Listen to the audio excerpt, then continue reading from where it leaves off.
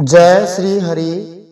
आइए हम सब माघ मास के शुक्ल पक्ष में जो एकादशी होती है, जिसको जया नाम से जाना जाता है, उस एकादशी के व्रत की कथा सुनते हैं। यह एकादशी बड़ी ही दिव्य है, जैसे कि इसका नाम ही जया है। इस एकादशी का व्रत करने से सब जगह विजय प्राप्त होती है। धर्मराज युधिष्ठिर ने भगवान श्री कृष्ण से पूछा था, माघ मास के शुक्ल पक्ष में जो एकादशी होती है उसकी विधि क्या है, उसमें किस देवता का पूजन किया जाता है। भगवान श्री कृष्ण ने कहा था, माघ मास के शुक्ल पक्ष में जया नामक एकादशी होती है। यह एकादशी सब पापों को हरने वाली उत्तम तिथि है। सभी एकादशियों को पूर्ण प्रयास करके व्रत करना चाहिए, आनंद ही ग्रहण करना चाहिए। यह एकादशी अत्यंत पवित्र है, साथ ही सभी पापों का नाश करने वाली है। मनुष्यों को भोग और मोक्ष दोनों ही प्रदान करती है। इतना ही नहीं, यह एकादशी ब्रह्महत्या जैसे महान पाप तथा पिशाचत्व का भी विनाश करने वाली है।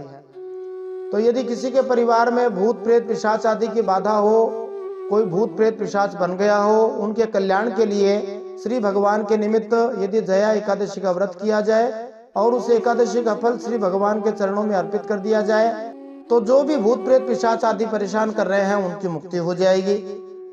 इसका व्रत करने पर मनुष्यों को कभी प्रेत योनि में नहीं जाना पड़ता। ये एक और अच्छी बात है, इसलिए सभी को प्रयत्न पूर्वक एकादशी का व्रत करना चाहिए, श्री भगवान के नाम का संकीर्तन करना चाहिए, भगवत गीता का पाठ करना चाहिए, श्रीमद् भागवत की कथा सुननी चाहिए। उससे कभी भी प्रेत योनि नहीं मिलेगी। मृत्यु के बाद सीधा भगवान के धाम में आनंद पूर्वक रह सकते हैं, सदा सदा के लिए आनंद मिल जाएगा। इसलिए भगवान की सलाह तो यही है कि इस जया नामक एकादशी का व्रत करना चाहिए, बल्कि सभी एकादशी का व्रत करना ही चाहिए। भगवान श्री कृष्ण प्रमाण स्वरूप एक कथा सुनाते हैं। एक समय की बात है, स्वर्गलोक में देवराज इंद्र थे। देवगण पारिजात वृक्षों से भरे हुए नंदन वन में अप्सराओं के साथ विहार कर रहे थे। नंदन वन देवताओं का एक दिव्य वन है। 50 करोड़ गंधर्वों के नायक देवराज इंद्र ने अपनी इच्छा अनुसार वन में विहार करते हुए बड़े हर्ष के साथ नृत्य का आयोजन किया। जैसा कि देवता लोग प्राय नृत्य आदि का आयोजन किया करते हैं, उन्हें नाच गान काफी पसंद है। उस नृत्य के कार्यक्रम में गंधर्व गान कर रहे थे। उन गंधर्वों में 3 प्रधान गंधर्व थे, जिनके नाम पुष्पदंत, चित्रसेन तथा उसका बेटा था जिसका नाम था माल्यवान। चित्रसेन की पत्नी का नाम था मालिनी। मालिनी की एक बेटी हुई थी जो बड़ी ही सुंदर थी, जिसका नाम था पुष्पवंती। और दूसरा जो गंधर्व था पुष्पदंत, उसके भी एक बेटा था जिसका नाम माल्यवान बताया जाता है। माल्यवान पुष्पवंती के रूप पर अत्यंत मोहित था। ये दोनों भी इंद्र के संतोष के लिए नृत्य करने के लिए स्वर्ग में आए थे। इन दोनों का गान हो रहा था, अप्सराएं भी साथ में गा रही थी, नृत्य कर रही थी। परस्पर प्रेम के कारण ये दोनों माल्यवान और पुष्पवंती मोह के वशीभूत हो गए। अत्यंत कामासक्त होने के कारण चित्त में भ्रांति आ गई, इसलिए वे शुद्ध गान न गा सके। कभी ताल भंग हो जाता, कभी गीत बंद हो जाता था।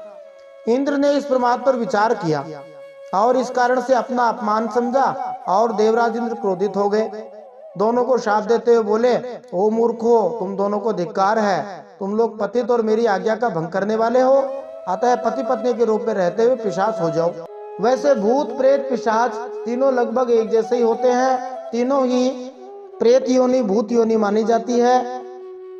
इंद्र के इस प्रकार शाप देने पर इन दोनों के मन में बड़ा दुख हुआ। हिमालय पर्वत पर चले गए।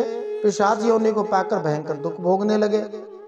शारीरिक पाप से उत्पन्न ताप से पीड़ित होकर दोनों ही गंधर्व जो थे, जो भी पिशाच बने हुए हैं, पहाड़ों की कंदराओं में गुफाओं में इधर उधर घूमते रहते थे।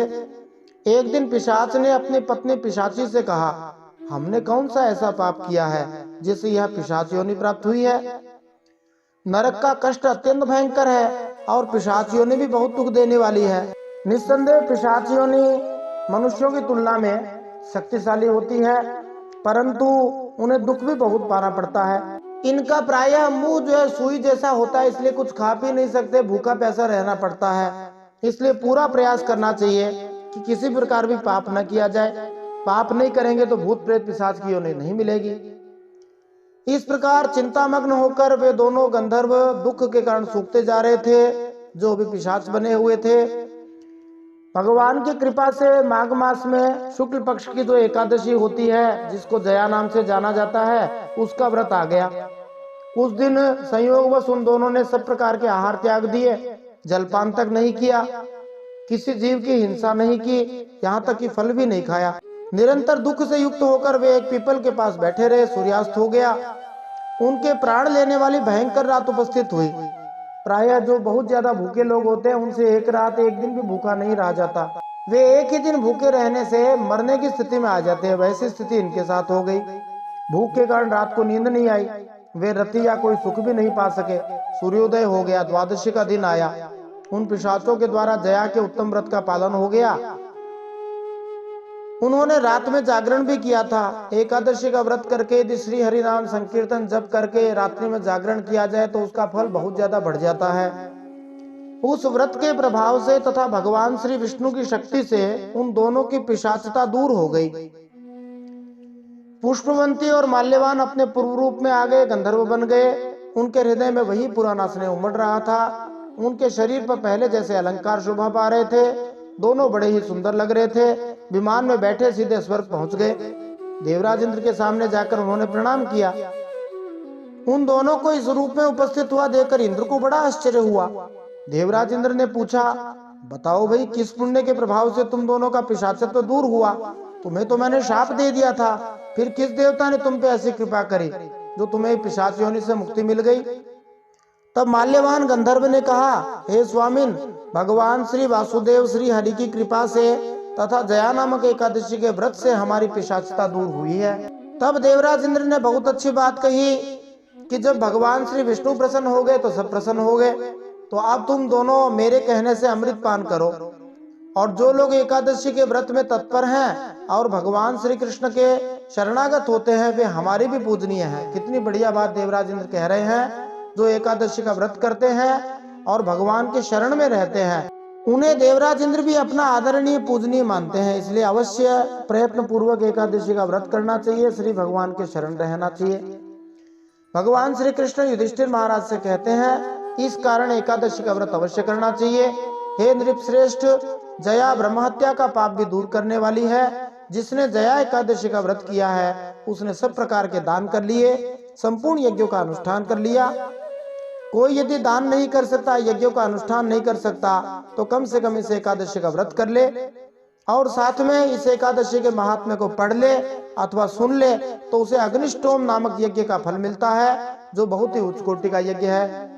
तो इस एकादशी का व्रत करना चाहिए, साथ में एकादशी की कथा सुननी चाहिए, दूसरों को भी सुनाना चाहिए, उससे परम पुण्य की प्राप्ति होती है। बोलिए भक्तवत्सल भगवान की जय। श्रीमन्नारायणार्पणमस्तु।